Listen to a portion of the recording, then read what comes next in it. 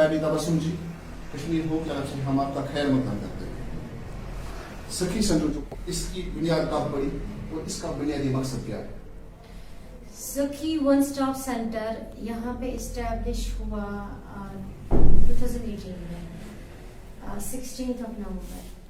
इसका मकसद यही है कि जो डोमेस्टिक वायलेंस केसेस है, घरेलू तशद्दुद जो हो रहा है औरतों के साथ और जो हमारी बहनों के साथ वायलेंस होती है कॉलेज में या रोड पे या ऑफिस में, उसके खिलाफ यहाँ पे हम केस रजिस्टर करते हैं।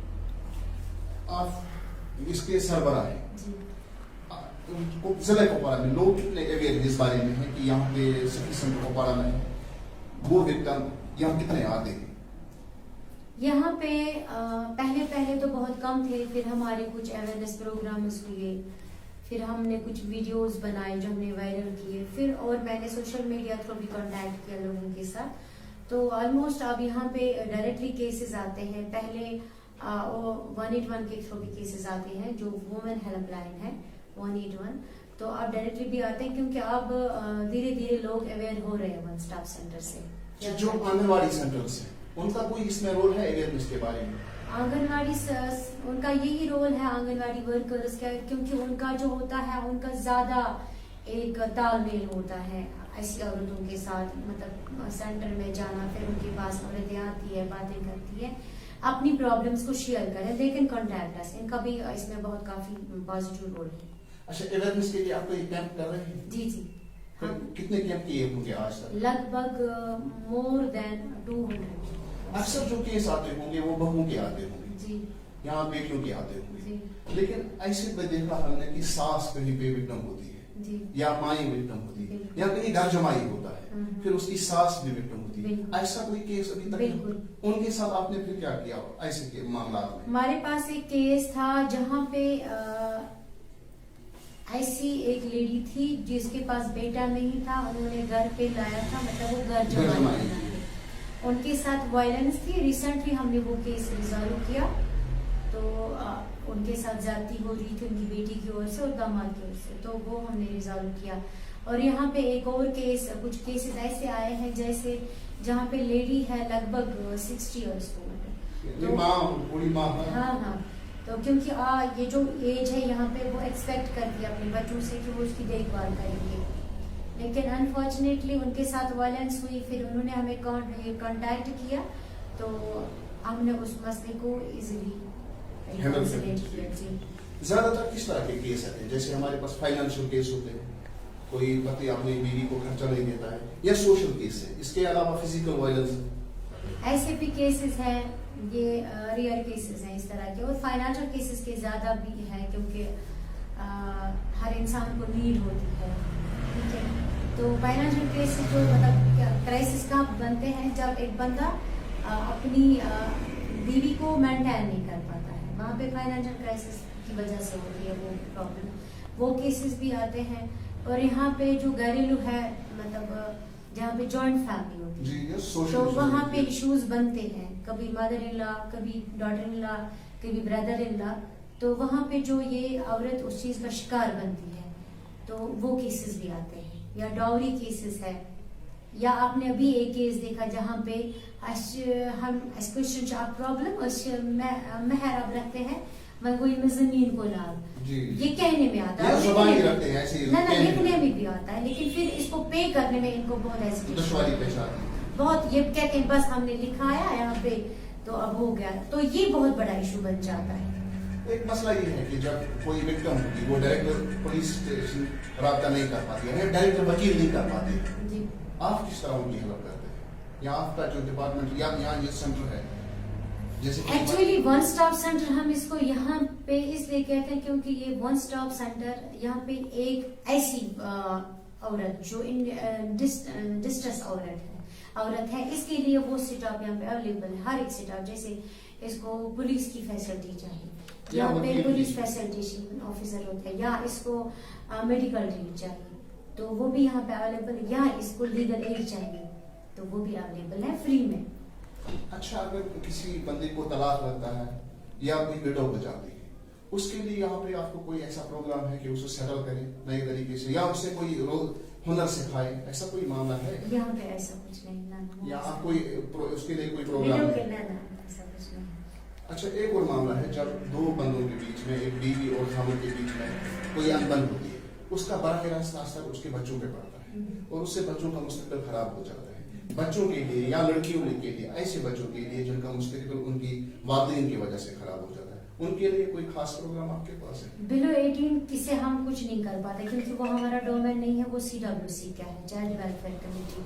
ऐसा अगर केस हमारे पास आए, लेडी आए, उसको मतलब एक तो अपना इशू है प्लस बच्चों का भी है, तो उसकी हेल्प हम कराते हैं CWC के थ्रू।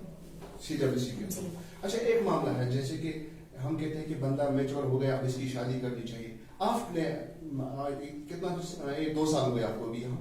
3 4 सालों में देखा कि लोग उस तरह मैच्योर नहीं है कि वो अपनी बंदी को सही तरीके से संभालें, यानी अपनी बीवी का जो उनके हुकूक हैं वो उस तरह सही तरीके से नहीं निभाते हैं। इसके लिए हमें एजुकेशन की जरूरत है या अवेयरनेस की जरूरत है, खासकर लड़कों को पहले? यहाँ पे हमें सबसे पहले एज पर माय नॉलेज और एज पर माय एक्सपीरियंस मुझे लगता है जब हम किसी जोड़े को शादी के बंधन में बांधने जा रहे हैं तो सबसे पहले हमारा यही काम होना चाहिए, हम उनको काउंसलिंग दें।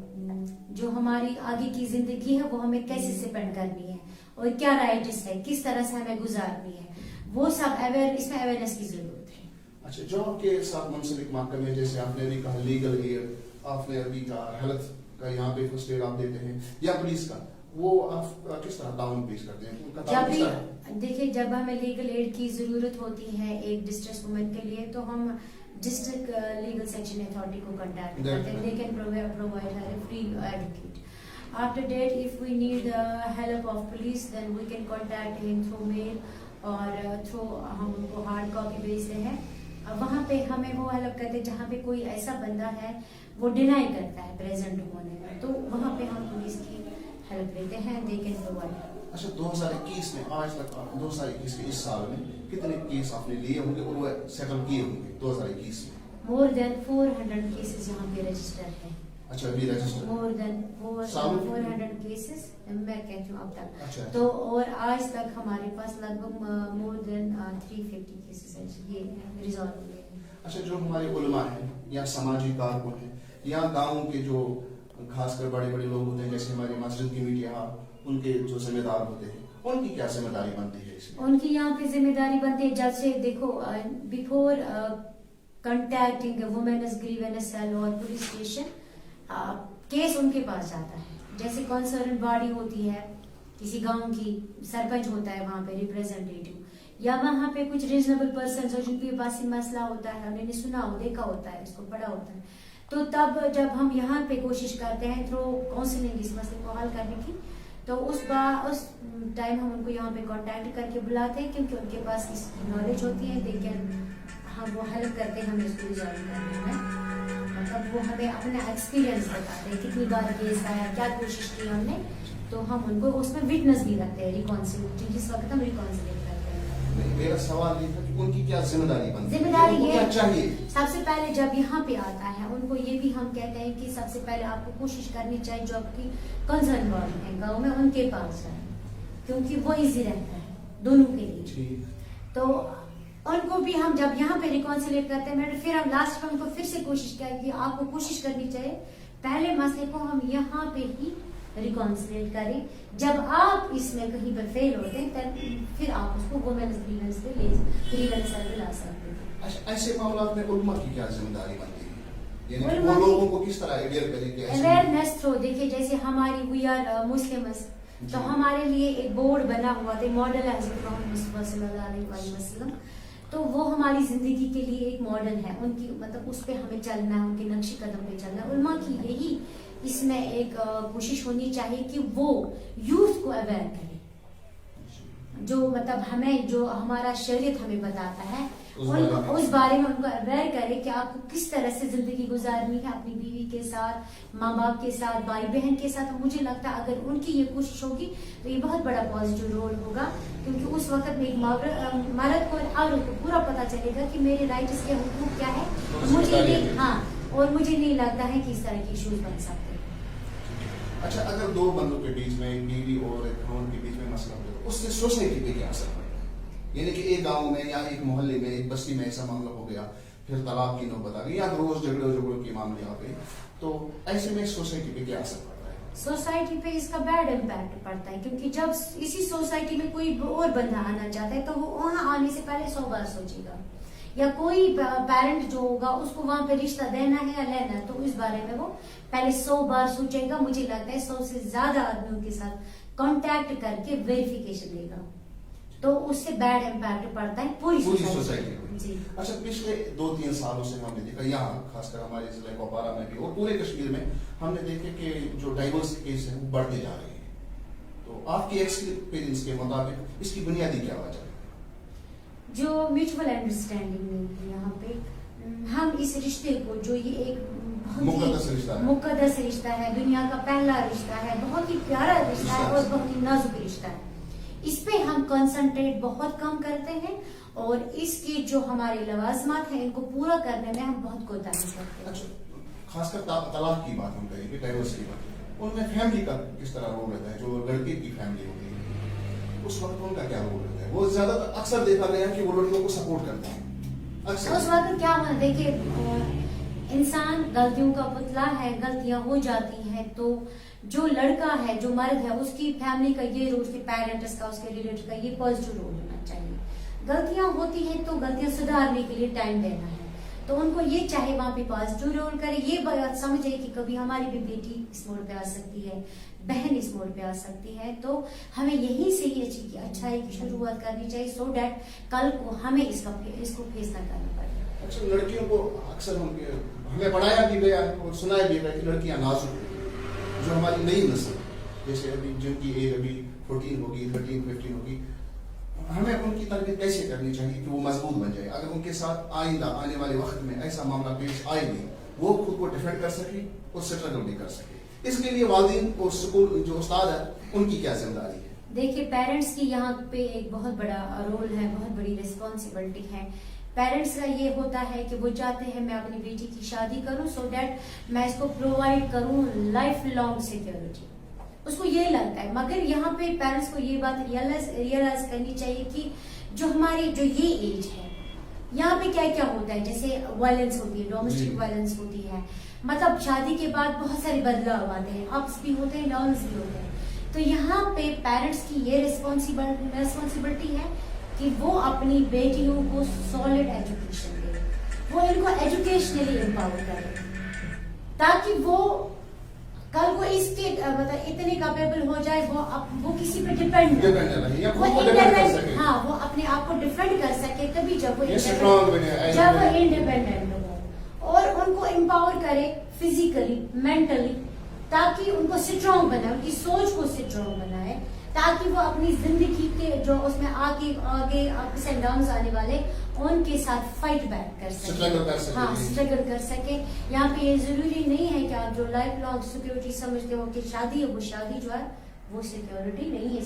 سیکورٹی ہے کہ آپ ان کو ایجوکیشن دو, آپ ان کو اسکل دو, تاکہ وہ ان کو اس قابل بنا سکے, وہ اپنے ڈیسیجنز خود لے سکیں, وہ ڈیسیجن نہیں کریں. اب ایک ذاتی سوال, چونکہ آپ یہاں پہ دفتر میں رہتے جی, تو آپ کو بعد میں بھی آپ کے گھر فون آتے ہوں گے, کیس کے فون آتے ہوں گے, ریلیٹڈ وکٹمز کے, آپ اپنے بچوں کو نجی زندگی میں وقت دے سکتے ہیں اتنے مشکل حالات میں کہ آپ کو کتنے, ہم نے دیکھا کہ یہاں پہ آپ کو کتنے کیس ہینڈل کرنے پڑتے ہیں, آپ کو بہت زیادہ مشکلات پیش آتی ہوں گی اپنے فیملی کو وقت دینے میں. دیکھیے, اب میں خود کہوں گی اپنی زبانی تو یہ ہوگی, تو اس کا یہ ہوگا اثر کہ یہ اپنی تعریف خود کی تعریف خود کرنا. دیکھیے, اب میرا یہ ہے ماشاء اللہ, I think as per my experience I am positive in my family.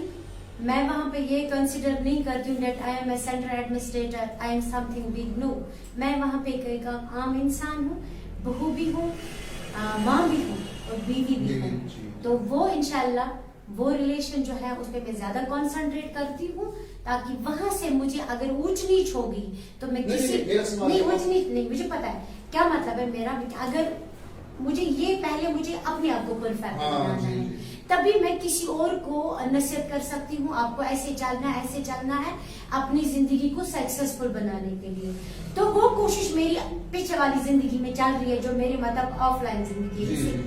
बाहर जो जिंदगी है मेरी, उसमें मेरी यही कोशिश होती है कि मैं हर जगह अपने आप को परफेक्ट बना सकूं, being a mother, being a wife and being a daughter. नहीं, मेरा सवाल ये था कि आप उनको वहाँ दे पाते हैं। हाँ, ये मसला ये है, देखिए सही बात है कि इतना बिजी शेड्यूल होने के लिए, बिजी शेड्यूल 24 आवर्स हमारी जो फोन कॉल्स आती है अब वो हमें रिसीव करनी पड़ती है, तो उसके बावजूद भी हमारी यही कोशिश होती है कि अपनी फैमिली को टाइम दे सके। लास्ट में आपका पैगाम क्या होगा वालिदैन के लिए भी, बच्चों के लिए भी और नौजवानों के लिए? वालिदैन के लिए मेरा एक मैसेज है कि अपने बच्चों को, अपनी बेटियों को, खासतौर से अपनी बेटियों को पराया ना समझे। जब आप इनको पराया समझोगे, कल को आप कैसे अपने दामाद से ये एक्सपेक्ट कर सकते हो कि ये इसको अपना समझ सके या इसको अच्छी तरह से ट्रीट कर सके। तो इनको आप एम्पावर करो, इनको प्रॉपर्टी राइट्स दो, इनको लैंड ओनरशिप राइट्स दो, इनको आप फाइनेंशियली एम्पावर करो। मैं नहीं कह रही हूँ आप इनके बैंक बैलेंस रखो, नहीं, आप इनको सॉलिड एजुकेशन दो सो डैट ये अपने आप पे डिपेंड हो जाए, कल को ये किसी मेल पे डिपेंडेंट ना हो जाए, तो उनकी जिंदगी तभी सक्सेसफुल हो सकती है। दूसरा होता है यूथ के लिए, यूथ का यहाँ पे बहुत बड़ा रोल है। जो इस वक्त यहाँ पे हमारी सोसाइटी में वायरस है, इसको रिमूव करने में यूथ का रोल है। इसको मैं यूथ को मैसेज देती हूँ कि हमारे साथ जहाँ पे हमारी जरूरत पड़े, क्योंकि बहुत तरह की वायलेंस होती है यहाँ पे। शायद कम से कम आप ये तो समझो जो दूसरी, ये अभी आपकी वही लड़की आपकी बीवी हो सकती जो आपकी निकाह में आएगी,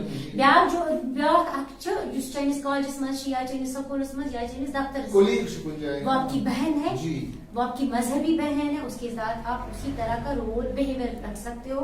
तो उसमें आप प्लीज, अगर आप किसी और को गलत नजर से देखोगे, आपकी बहन को ऑटोमेटिकली आपको गलत नजर से देखेगा। दूसरा, जो बच्चों के लिए मेरा रोल है, माँ बाप आप पे भरोसा करते हैं, आप जहाँ जाना चाहते हो वो आपको हेजिटेट नहीं करते, जाने में कहते हैं आप जाओ, जो चाहे ले लो, बट आप इस चीज का ख्याल रख सकें कि हम किसी की बेटियां हैं, किसी की इज्जत है, इस इज्जत को बरकरार रखना है। कश्मीर को वक्त देने के लिए हम आपका एक बार फिर शुक्रिया। वेलकम।